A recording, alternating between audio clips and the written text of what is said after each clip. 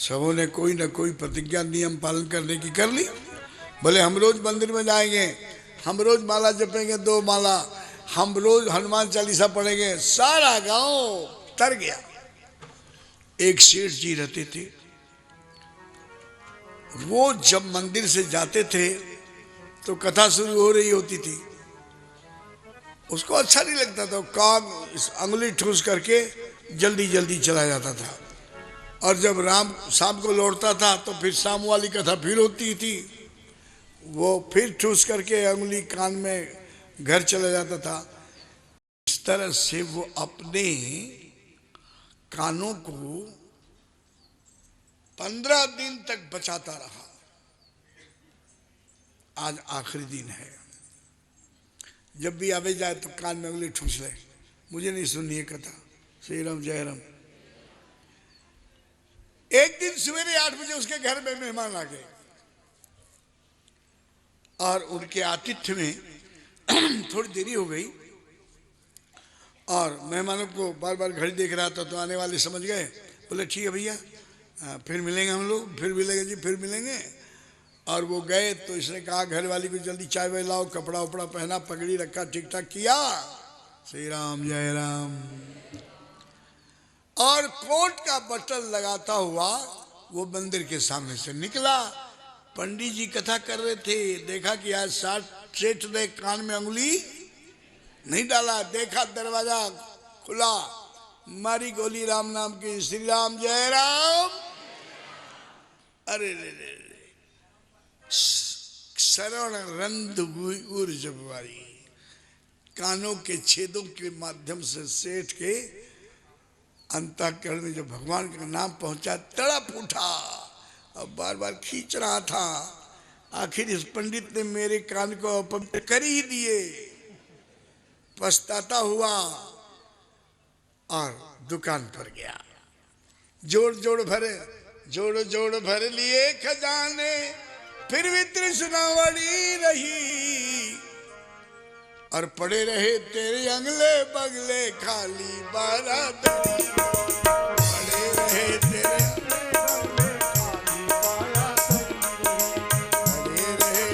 अगले बगले खाली बारादरी।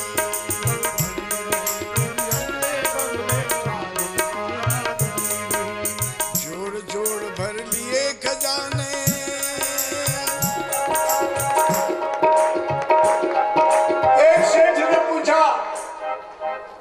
अपने मुनीब से कि मुनीब जी जरा देखो मेरे खजाने में कितना दौलत है। मुनीब जी ने 2-3 दिन में हिसाब किया। बोले हुजूर आपके पास कितना धन है कि आपके 7 पुश्त बिना कुछ खाए काम 7 पुश्त तक भोग सकता है, इतना धन है। सेठ को हंसना चाहिए था, लेकिन कपाड़ पर के रोने लगा। मुनीब ने पूछा सेठ जी क्यों रो रहे हो? बोले तुमने कहा कि 7 जन्मों तक 7 पुश्त तक, मेरी 8वीं पुश्त क्या खाएगी? नहीं समझे। जोड़ जोड़ भर लिए खजाने, फिर भी तृष्णा बड़ी रही। जोड़ जोड़ भर लिए खजाने, फिर भी तृष्णा बड़ी रही।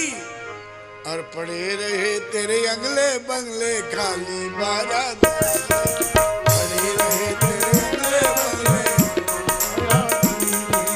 पड़े रहे तेरे अगले बंगले खाली बारादरी, पड़े रहे तेरे अगले बंगले। एक पहन पोशाक बांध कर साफा गद्दी पर जब सेठ गया,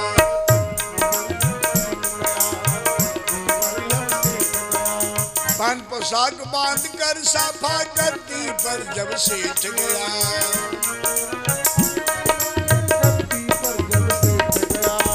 जाते ही एक चक्कर आया, सेठ थले पर लेट गया। चक्कर आया,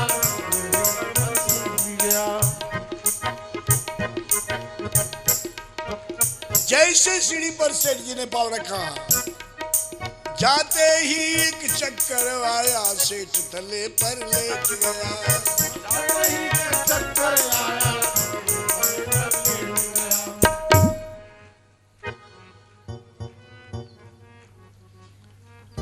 पैंट पोशाक बांधकर साफा गद्दी पर जब सेठ गया, जाते ही चक्कर आया सेठ तले पर। पड़े रहे तेरे आते खाते कलम कान में टंगी रही, और पड़े रहे तेरे अंगले बंगले खाली बारह।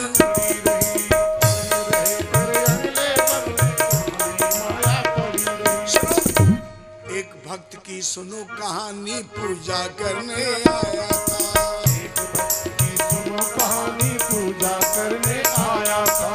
नहाए धोए कर नदी किनारे आसन खूब जमाया था, नहाए धोए कर जमाया था। काल गुलेल लगा पीछे से, काल गुलेल लगा पीछे से, हाथ में माला पड़ी रही, धरे रहे तेरे अंगले बगले काली बारात।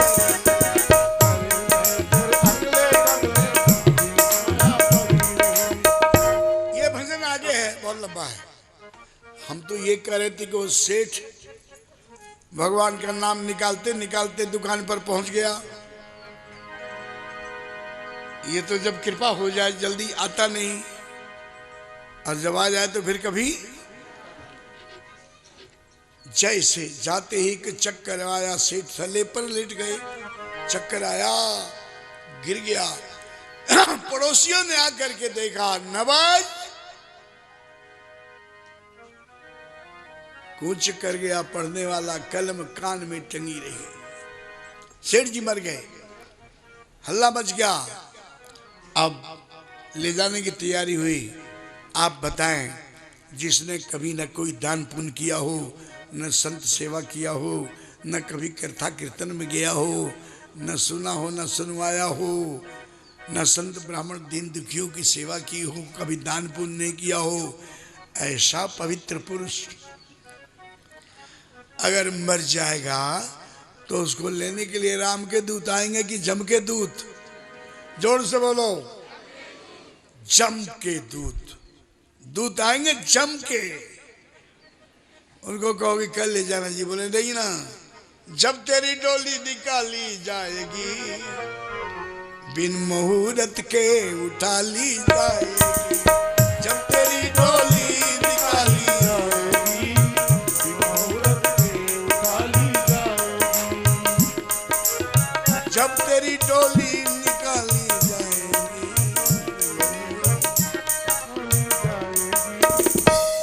उन हकीमों से कहो यूं बोलकर, जो करते थे दावा किताबें खोलकर, ये नुस्खा हरगिज न खाली जाएगी। कब?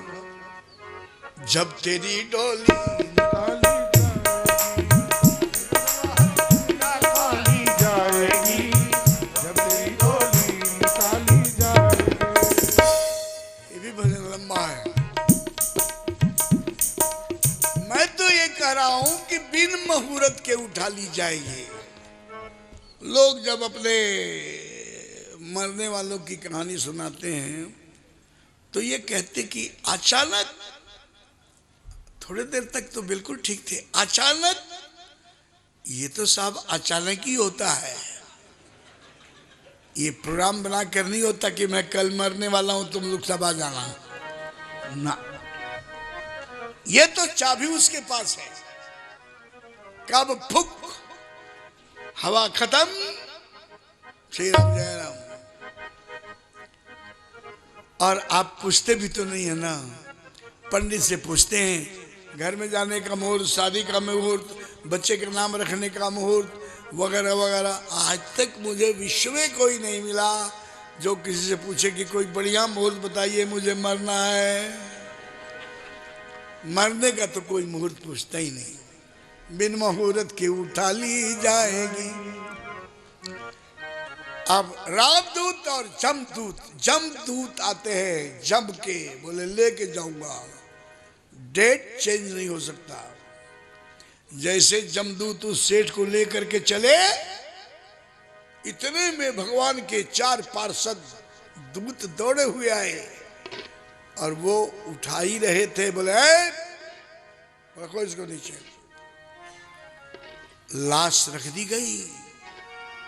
जमदूतों ने देखा, बोले तो बड़े कोर्ट के पार्षद आ रहे हैं।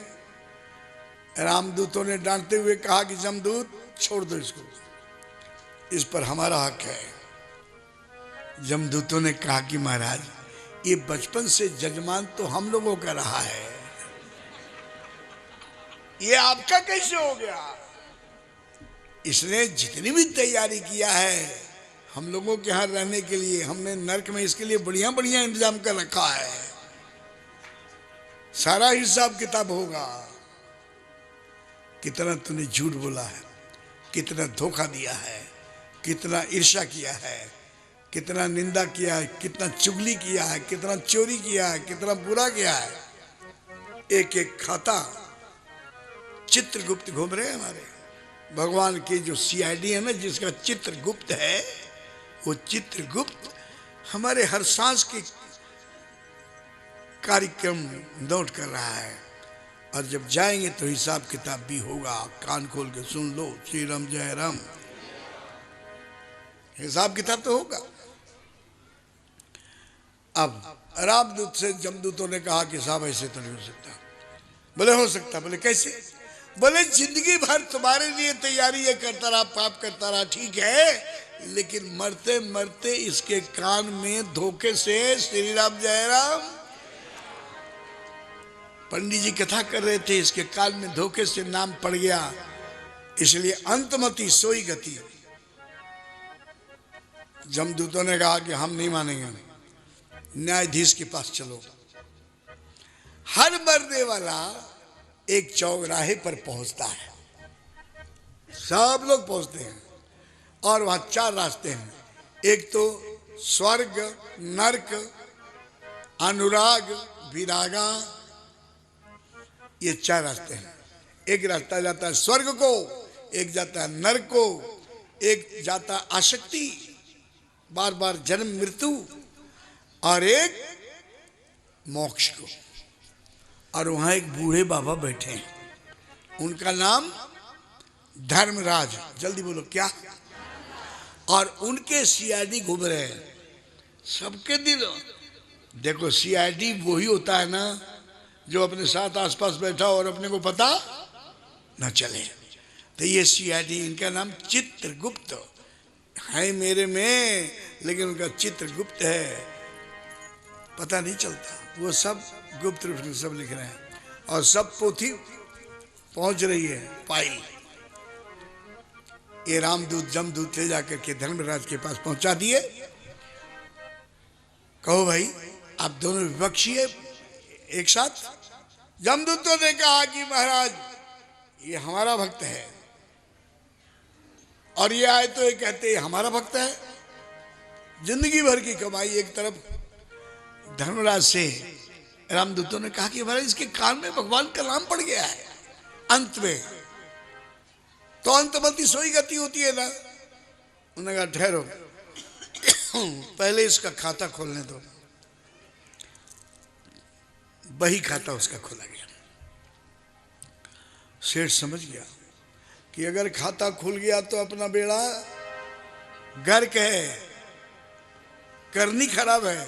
प्रभु जी मत खोलो मेरा खाता, प्रभु जी मत खोलो मेरा खाता जी।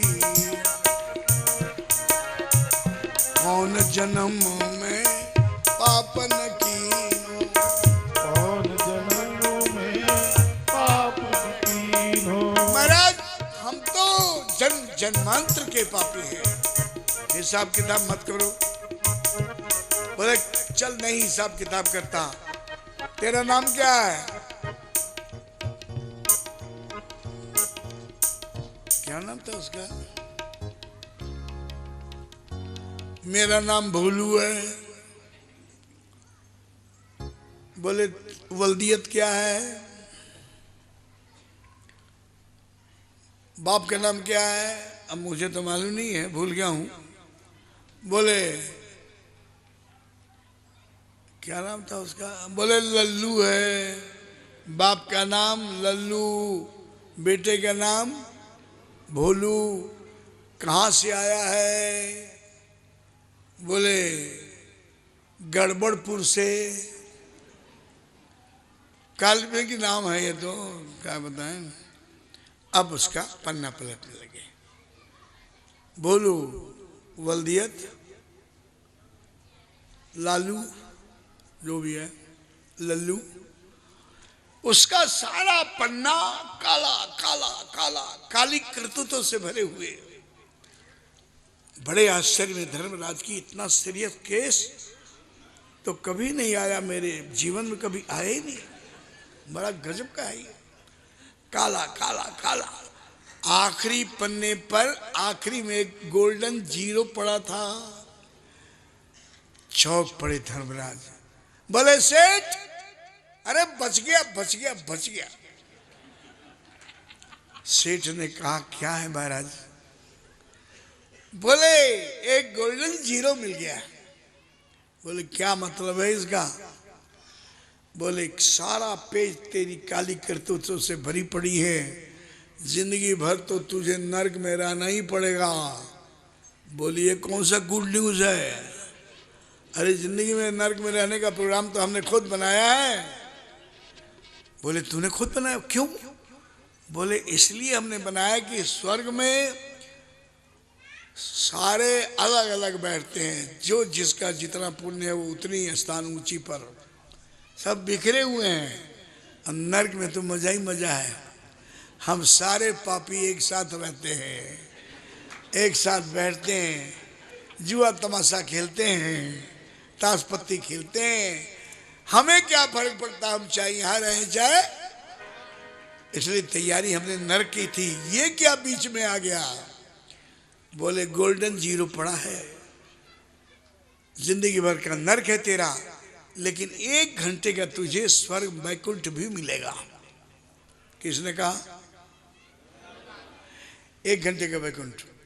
तो बोलो सेठ जी, पहले नर्क भोगोगे या वैकुंठ? बोलो। देखिए आपसे तो पूछा नहीं जाएगा, क्योंकि आप तो राम कथा सुन चुके हैं, आपका तो बेड़ा पार है। लेकिन कदाचित आप होते वहां तो आप क्या लेते निर्णय, जिंदगी भर का अस्थाई नरक या वो 1 घंटे का वैकुंठ? क्या चाहिए रे सेठ? बोले देखिए महाराज, मैं तो बनिया आदमी हूं, जिसमें लाभ हो। श्री राम जय राम। नर्क हो या स्वर्ग हो, जहां 4 पैसे की आमदनी हो जगह आप बता दीजिए, काम चलना चाहिए अपना। श्री राम जय राम। अरे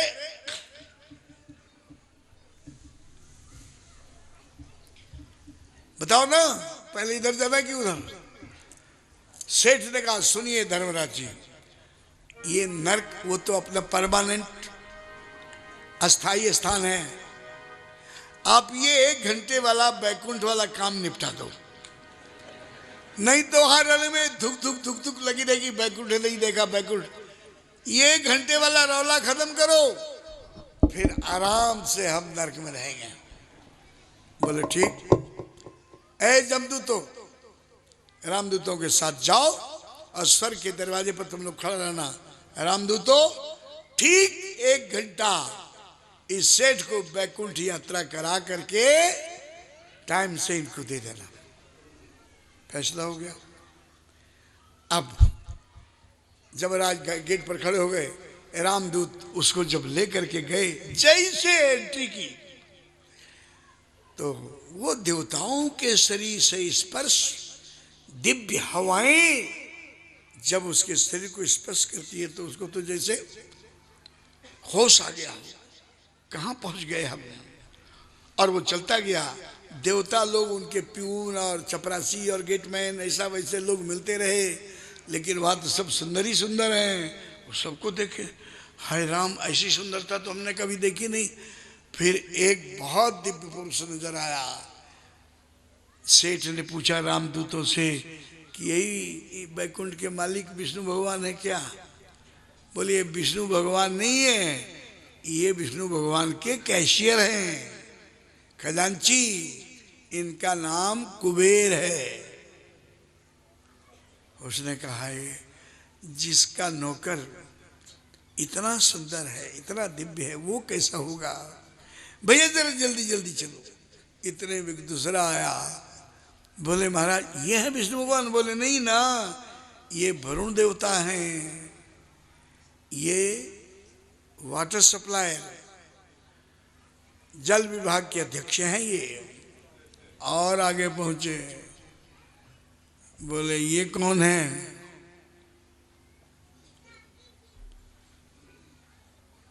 बोले ये विश्वकर्मा है, ये भगवान के सारे पर निर्माण करते हैं।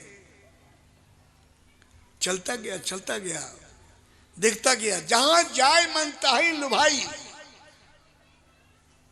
सेठ ने कहा कि जिसके नौकर चाकरों के घर इतने सुंदर हैं, नौकर चाकर इतने अच्छे हैं, वो कैसा होगा? अरे भाई रामदूतो, क्या बजा है? मेरा अब समय कितना बाकी है? बोले केवल 5 मिनट। बोले अरे तुमने मेरा 55 मिनट ऐसे ही इधर उधर घुमा करके खत्म कर दिया, भगवान के पास नहीं ले चला। बोले मैं कैसे ले जाता, तू तो जहां जाता वहीं चिपक जाता है, तेरा जी नहीं भरता। बोले बस अब कुछ नहीं, मुझे सीधे बैकुंठनाथ के पास ले चलो। इस 5 मिनट का मैं सदुपयोग कर लूं। बोले ठीक है, पैदल चलेंगे तो बहुत टाइम लगेगा, आंख बंद करो। सेठ ने आंखें बंद की, जरा देर में तो मिलता है वो।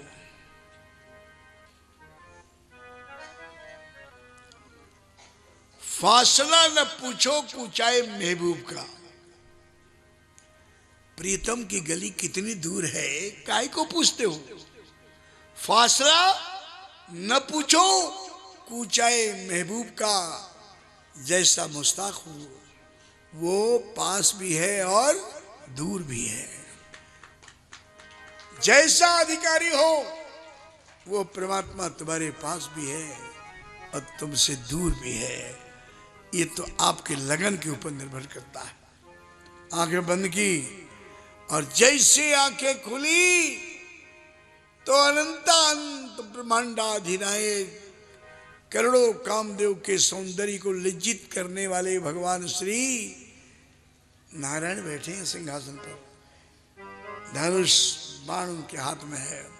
सेठ दरिद्र ने कभी कुछ ऐसा देखा नहीं था और अब तो उसकी बुद्धि पलट चुकी है। दौड़े गया, राम जी के चरणों में धड़ाम से गिर गया और अपने हाथों से पांव को जोर से पकड़ लिया। श्री राम जय राम। 5 मिनट में अब उसका 4 मिनट बाकी है। 3 मिनट जब रह गया तो ये उठने का नाम नहीं ले रहा था। रामदूतों ने आकर पकड़ा, बोले चल टाइम हो गया है। वो गिड़गिड़ाता हुआ बोलता है, मेरे राम मुझे अपना लेना, मेरे राम मुझे अपना लेना। चिट्ठी तो सेठ की है, अगर उसके साथ आप भी लग गए तो उसके साथ साथ आपका भी बेड़ा। इसलिए बोलो, मेरे राम मुझे अपना लेना, मेरे राम मुझे अपना लेना। मेरे राम मुझे अपना लेना, मेरे राम मुझे अपना लेना। दिन दुखियों को दास बना लेना, दीन दिन दुखियों का दास बना लेना। मेरे राम जय हो मेरे राम मुझे अपना लेना। ओ मेरे राम मुझे अपना लेना। मेरे राम मुझे अपना लेना।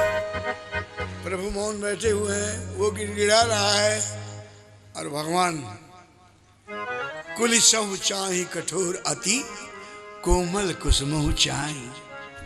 मेरे राम कुलिश यानी कि पत्थर से भी कठोर और फूल से भी कोमल है।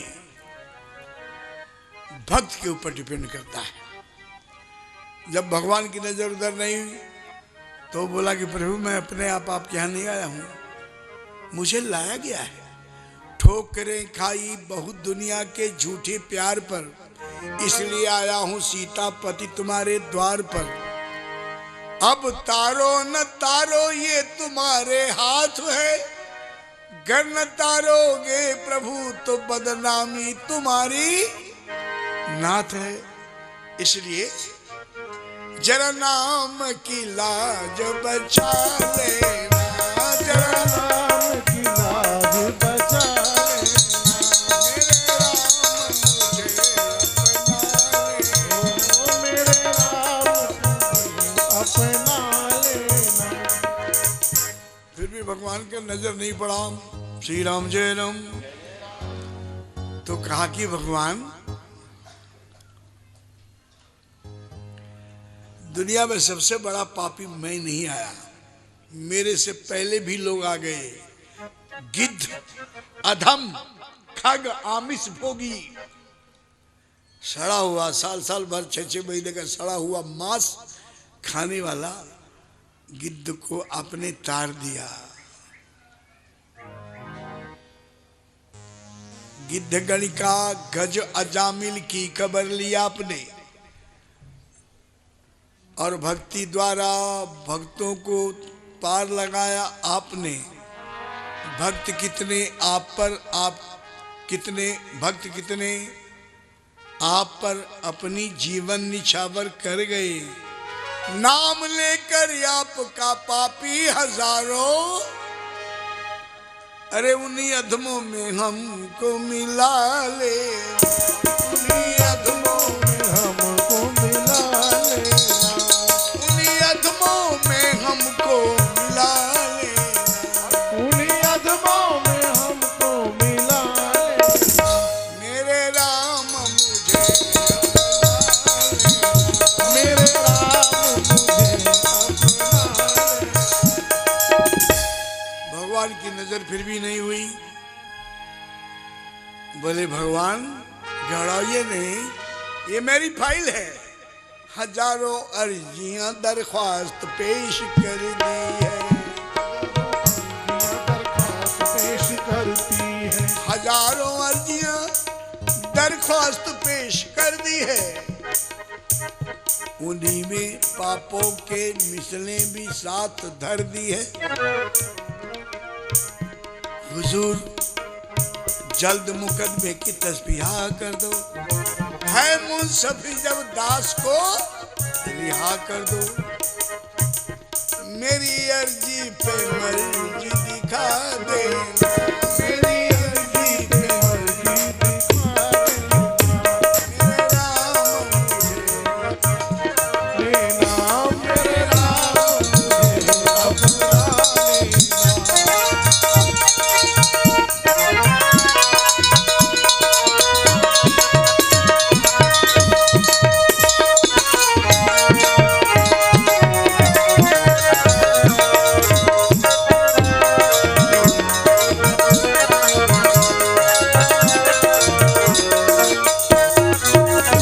मेरे राम मुझे अपना लेना। मेरे राम मुझे मेरे राम मुझे अपना लेना। भगवान जी टस से बस नहीं हुए, जरा भी करना नहीं आई। कितना टाइम बाकी है? बोले 1 मिनट। रामदूतों ने कहा कि 1 मिनट। केवल उसने सोचा कि लगता है कि सीधी उंगली घी, धीरे से बोलो, सीधी उंगली घी। वो सेठ लाला था, लाला, ला ला, नहीं समझे? ला ला ला, या यूं कहो कि ला ला, ला मतलब कानून। सारी दुनिया वकील मजिस्ट्रेट तो कानून पढ़े, हम तो डबल ला है। हमारा भेद पाना कोई आसान है क्या? श्री राम जय राम। भैया कोई लाला खराब मत मानना, ये किस्से कहानियों में भगत का हुआ, पंडित जी का हुआ, स्वामी जी का हुआ, इन्हीं का चलता है। चलता उन्हीं लोगों का है जो कुछ है, जो कुछ है ही नहीं उनका क्या चलेगा। श्री राम जय राम। सेठ ने फॉर्मूला 2 नंबर निकाला, उठ के खड़ा हो गया, कुर्ता झाड़ता झूरता, बोले रख लो अपनी दया वया, मुझे आपकी दया की जरूरत नहीं है, मेरा हिसाब किताब कीजिए। कौन बोला? अब राम जी भी चौके, जो अभी तक निष्ठुर बने बैठे थे ना, उसने भगवान ने देखा कि अभी तो ये रो रहा था, गिड़गिड़ा रहा था, और अब कुर्ता झाड़ के खड़ा हो रहा जैसे लड़ाई करेगा। राम जी ने पूछा सेठ जी क्या बात है? सेठ खुश हो गया, बोले फार्मूला नंबर 2 काम कर गया। भगवान से बोला सेठ, बोले राम जी मुझे अब आपकी दया वया नहीं चाहिए, बस मेरा हिसाब कर दो। बोले काहे का? राम मेरे घर का किराया भर दो, भर दो मेरे घर का किराया भर दो, घर का किराया भर दो। राम मेरे घर का किराया भर दो, मेरे घर का किराया भर दो, घर का किराया भर दो, भर दो मेरे घर का किराया भर दो। राम मेरे घर का किराया भर दो, राम मेरे घर का किराया भर आओ, दो, राम मेरे घर का किराया भर दो। मैं कब आया था तेरे घर में गड़बड़पुर में रहने के लिए? बोले भगवान जी वो ईंट पत्थर के घर की बात नहीं हो रही है, ये बताओ कि ये हृदय भी घर है कि नहीं? बोले है। बोले क्या आप सबके हृदय रूपी मकान में रहते हो? बोले हाँ। हृदय देशे न अर्जुन तिष्ठति। बोले पापियों के दिल में रहते हो क्या? बोले हाँ। बोले फिर तो आप मेरे भी हृदय रूपी मकान में रहते होंगे। भगवान ने कहा हाँ। बोले ये घर मेरा था, आपके बाबा का नहीं। मेरे घर में बैठे रहे क्या बाबा का घर जान के? मेरे घर में बैठे रहे क्या बाबा का घर जान के? मेरे घर में बैठे रहे क्या बाबा का घर जान के? मेरे घर में बैठे रहे क्या बाबा का घर जानते? अब तक कुछ भी कहा नहीं, बस बड़ा आपको मान के। अब तक कुछ भी कहा नहीं, बड़ा मान के। ऐ, मेरे घर में बैठे रहे क्या बाबा का घर जान के? अरे अब तक कुछ कहा नहीं, बस बड़ा आपको मान के। किंतु आज हुआ मजबूर बहुत मैं, अब नहीं, आज हुआ मजबूर बहुत मैं, कर्ज अदा सब कर दो मेरे घर का किराया दे दूंगा। मेरे घर का किराया दे बोलो दो, राम मेरे घर का किराया दे जल्दी दो, राम मेरे घर का किराया दे गाओ दो, राम। मेरे घर का किराया। आज बोल लो, मौका है। आपके भी हृदय रूपी मकान में वो रहते हैं, हिसाब किताब कर लो। राम मेरे घर का किराया, घर का किराया दे दो, मेरे घर का।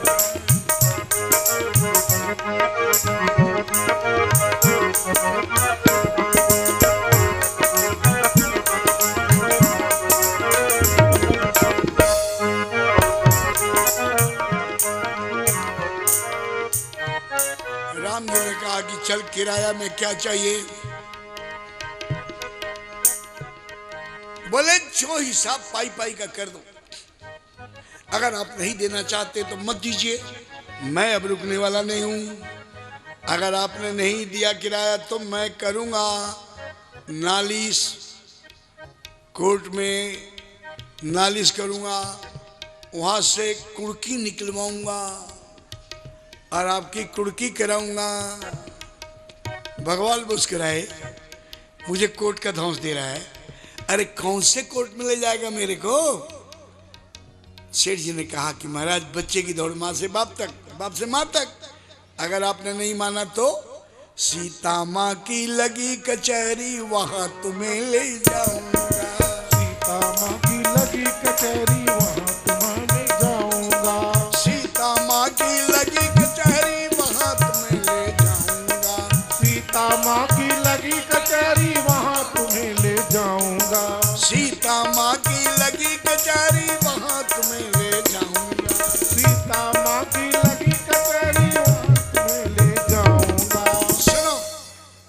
माँ की लगी कचहरी, वहां तुम्हें ले जाऊंगा। श्री राम जय राम।